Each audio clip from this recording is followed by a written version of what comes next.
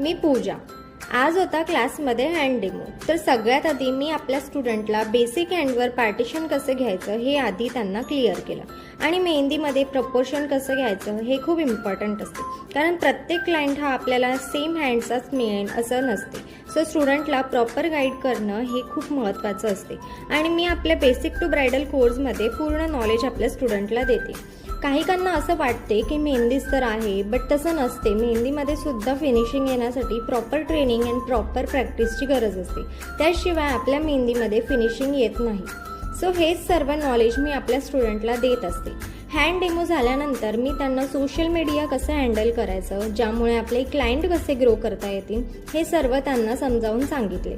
Reels कसे बनवायचे, edit कसे करायचे, त्यानंतर ते पोस्ट कसे करायचे हे सर्व याच कोर्समध्ये मी शिकवते. तर तुम्ही पण जर एक प्रोफेशनल मेहंदी आर्टिस्ट बनण्याचा विचार करत असाल तर हा कोर्स तुमच्यासाठीच आहे.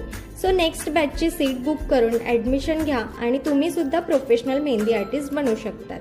सो हा व्लॉग कसा वाटला कमेंटमध्ये नक्की सांगा. भेटूया पुढच्या व्लॉगमध्ये. Till then bye bye.